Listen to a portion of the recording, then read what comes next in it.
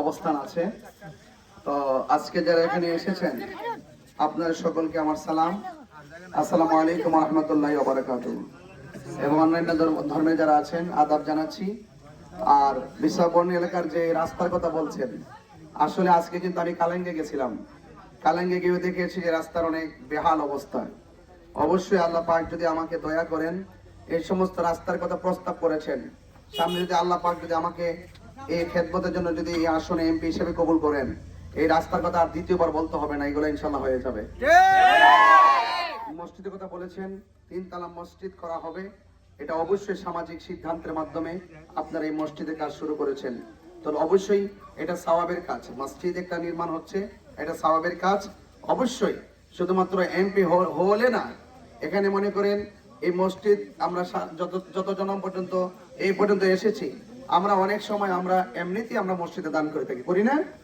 এবং যখন বন্যা হয়, বিভিন্ন ধরনের সমস্যা হয়, আমরা বন্যার্ত মানুষের পাশে আমরা মানবিক যোদ্ধা হয়ে ত্রাণ নিয়ে যাই না? আপনারা দেখছেন না, সুনামগঞ্জ গিয়েছি, সাতক্ষীরা গিয়েছি, লোহাগাড়ে গিয়েছি, বরিচং গিয়েছি, যেখানে বন্যা হয়েছে, মানুষ বিপদে পড়েছে, সেখানে কিন্তু আমরা গিয়েছি। তবে এতটুকু বলতে পারি যে মানুষ মানুষের জন্য, মানুষ মানুষের জন্য। এই জন্য অবশ্যই মসজিদ আল্লাহর ঘর, সেই ঘরে সহযোগিতা করা অবশ্যই আমাদের জন্য নৈতিক দায়িত্ব। এবং গ্রামের ভিতরে যে আঞ্চলিক যে রাস্তাগুলো আছে, এই রাস্তাগুলো ইনশাআল্লাহ আল্লাহ যদি আমাকে দয়া করেন, এই সমস্ত বিষয়াদিগুলো অবশ্যই অবশ্যই আপনারা না চাইতে যেন আমি করতে পারি, আপনার এই কাজগুলো করে যেন আপনাদের বিশ্বাসী হতে পারি, সেই দোয়াটুকুন করে আপনাদের সমর্থনটুকুন মোমবাতি প্রতীকে আমাকে ভোট দিয়ে জয়যুক্ত করে দেখুন, একটু প্রমাণ করুন যে তাহিরি হুজুর এখানে এসে যে কথাগুলো বলেছিল আসলে সেই কথার বাস্তবতা আছে কিনা। আমি বড় বড় লেকচার, বড় বড় ডায়লগ দিতে চাই না, আমি কাজ করে প্রমাণ করতে চাই যে না, একটা মন যদি থাকে মানুষের পাশে থাকা যায়। কথা বলেন ঠিক না বেটি? এটা হলো মনের ব্যাপার, এটা হলো নীতির ব্যাপার। নীতি যদি ঠিক থাকে তাহলে প্রেম নীতি প্রতিষ্ঠিত হয়ে যায়।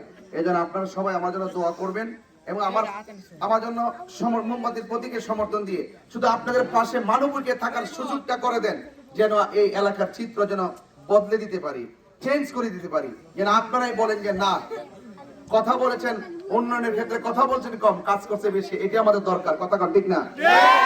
আপনাকে বড় বলে বড় সে নয়, লোকে যারা বলে বড় বলে বড় সে হয়। কথাই নয়, কাজে বড় হতে হবে। কথা বলেন ঠিক না বেটে? আপনারা আমাদের দোয়া করতেন এবং আপনারা ভালো থাকবেন। বাজার ব্যবসায়ী যারা আছেন সবাইকে আমার পক্ষ থেকে আন্তরিক অভিনন্দন এবং মোবারকবাদ জানাচ্ছি। এবং মসজিদের জন্য প্রস্তাব করেছেন, আমাদের প্রতিনিধি আছেন, ওনার সাথে একটু যোগাযোগ করবেন।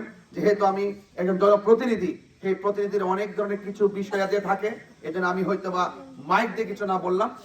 আপনারা আমাদের প্রতিনিধির সাথে যোগাযোগ রাখবেন। অন্তত পক্ষে শুধু এমপি হওয়া না, হওয়ার আগে যেন আমরা কিছু দিয়ে শরীক থাকতে পারি, আমার ব্যক্তিগত পক্ষ থেকে যেন কিছু দিয়ে শরীক থাকতে পারি, এটাই আমার জন্য সবচেয়ে বড় কথা।